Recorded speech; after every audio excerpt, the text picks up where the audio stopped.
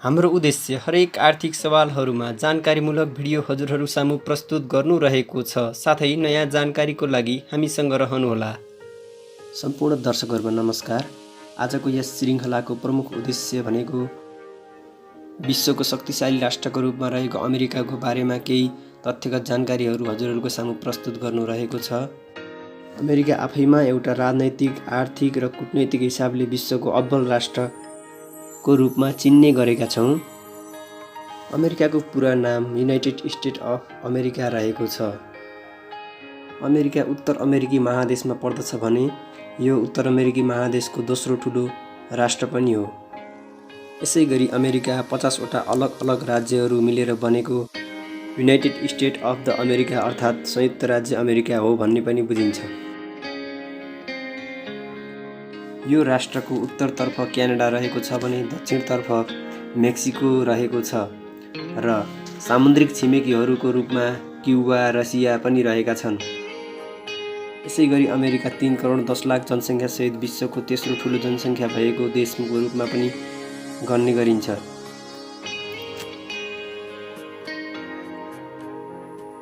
अमेरिकाको राजधानी Washington DC रहेको छ भने अमेरिकाको सबैभन्दा ठुलो सहर न्युयोर्क हो। यहाँको मुख्य भाषाको रूपमा अङ्ग्रेजी भाषा बोलिचालीमा रहेको हुन्छ भने फ्रेन्च भाषा र चाइनिज भाषा पनि यहाँ प्रशस्तै बोलिने गरिन्छ। यसै गरी यहाँको मुख्य धर्मको रूपमा रहेको क्रिस्चियन धर्म मान्ने जनसङ्ख्या 65% रहेको छ र 28% कुनै पनि धर्म नमान्ने जनसङ्ख्या रहेको छ। साथै 6% जनसङ्ख्याले अन्य धर्महरू मान्ने गर्दछन्। राजनैतिक हिसाबमा भन्ने हो भने यहाँको राजनैतिक अवस्था प्रत्यक्ष कार्यकारी राष्ट्रपतीय प्रणालीको व्यवस्था रहेको छ र जनताले निर्वाचनमा स्वयं प्रत्यक्ष राष्ट्रपति चुन्न पाउने व्यवस्था रहेको छ। यहाँका वर्तमान राष्ट्रपति जोई बाइडेन रहेका छन्। हामीहरूले रुपैयाँलाई प्रचलनमा ल्याए जस्तै यहाँ US डलरलाई यहाँको पैसाको रूपमा हेर्ने गरिन्छ। यसको नेपाली रुपैयाँमा कन्भर्ट गर्दा 1 रुपियाँ डलर बराबर नेपाली 118 रुपैयाँ हुन आउँछ। यो मुद्रा अमेरिकाको साथसाथै अन्य विश्वका अन्य देशहरूमा पनि प्रचलनमा रहेको पाइन्छ। त्यसैले विश्व व्यापारमा पनि डलरको महत्त्वपूर्ण भूमिका रहेको प्रष्ट रूपमा पाउन सकिन्छ। कुल ग्राहस्थ उत्पादनको हिसाबले हेर्ने भने अमेरिकाको कुल ग्राहस्थ उत्पादन 23 ट्रिलियन अर्थात् 230 खर्बसँगै विश्वको पहिलो अर्थतन्त्र रहेको छ र यस देशको प्रति व्यक्ति आम्दानी 69,375 डलर रहेको छ। उल्लेखित तथ्याङ्कहरूका अनुसार अमेरिका विश्वको सर्वशक्तिशाली राष्ट्रको रूपमा परिचित रहेको छ। विश्व व्यापार अर्थात् विश्व उत्पादन तथा विश्वको कुल GDPको 24% हिस्सा अमेरिकाले ओगट्छ भने विश्वको कुल उत्पादनमा 16% हिस्सा अमेरिकाले खरिद गर्ने योग्यता राख्दछ। यही कारणले गर्दा अमेरिकाको जीवनस्तर धेरै नै माथि रहेको पाउन सकिन्छ। यसै गरी अमेरिकामा त्यहाँको कुल जनसङ्ख्याको 10% जनसङ्ख्याले 80% GDPलाई कभर गरेको देख्न सकिन्छ। विश्व अर्थतन्त्रमा अमेरिकाको यति धेरै प्रभाव हुँदाहुँदै पनि अमेरिकाको राष्ट्रिय ऋण भने काली लाग्दो अवस्थामा चुलिएको देख्न सकिन्छ। अमेरिकाको कुल ऋण 28.8 ट्रिलियन अर्थात् 288 खर्ब डलर रहेको छ। यो ऋण नेपालको कुल राष्ट्रिय ऋणभन्दा 1800 गुणा बढी रहेको भन्ने स्पष्ट हुन्छ।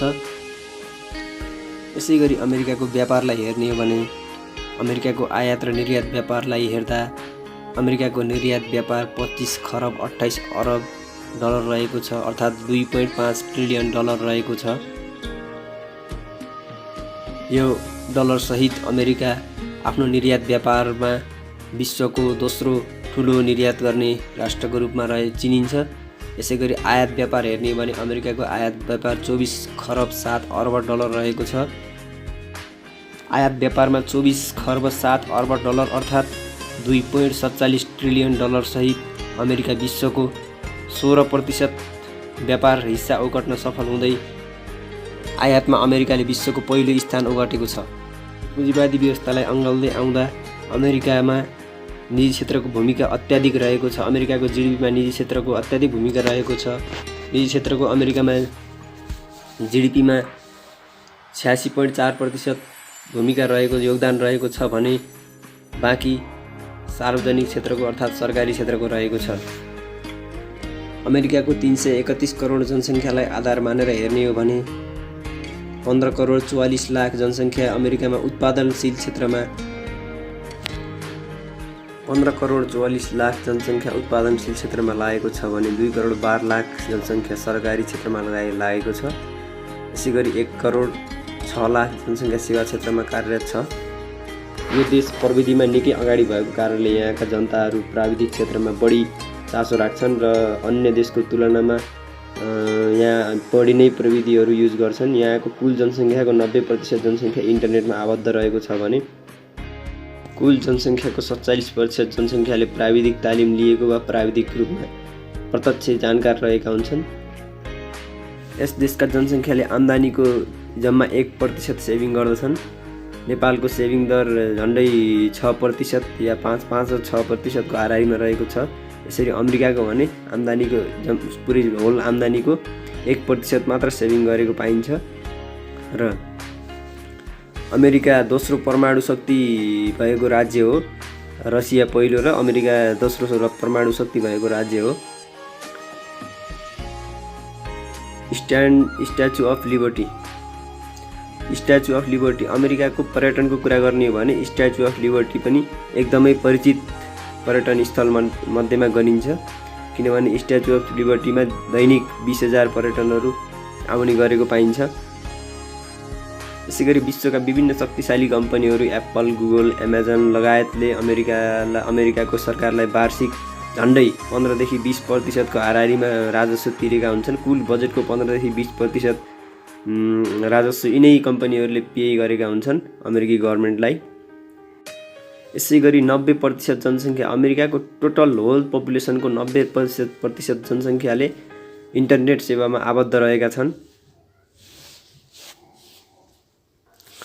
अचम्मको त कुरा के छ भने साथीहरू, उत्तर कोरिया र इरानहरूमा अमेरिकाको शत्रु राष्ट्र भनेर व्यवहार गरे पनि 2019-20 को आर्थिक सर्वेक्षण अनुसार अमेरिकाले उत्तर कोरियाबाट 22 करोड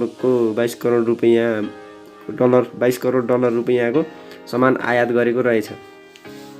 यस्तै इरानसँग पनि उसको भित्री व्यापारहरू रहेछन्।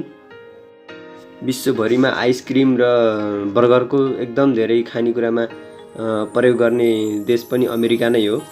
यिनीहरू यहाँको जनसङ्ख्याको 90% जनसङ्ख्याले आइसक्रिम र बर्गरहरू धेरै मन पराएको पाइन्छ।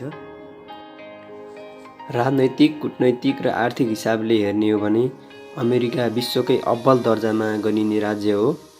अमेरिकाको आयात निर्यातलाई हेर्ने हो भने पनि अमेरिकाको आयातभन्दा निर्यात थोरै केही कम रहेको देखिन्छ।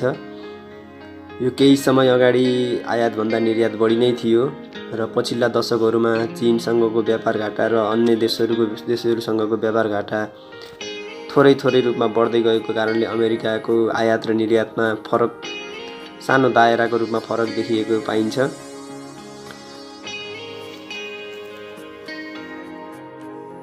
अमेरिका 220 वर्ष लामो इतिहासको संविधान बोकेर आएको, विश्वमै एउटा पुरानो संविधान भएको राज्यको रूपमा पनि चिन्न सकिन्छ। त्यसैले राजनीतिक स्थिरताको र प्राचीन कालमा आधुनिक राजनीतिक व्यवस्थाको अनुसन्धान तथा अध्ययन गरिएको थियो र त्यसैलाई अहिलेसम्म पनि परिवर्तनशील संविधानको रूपमा लिएर त्यसलाई अगाडि बढाइरहेको पाइन्छ।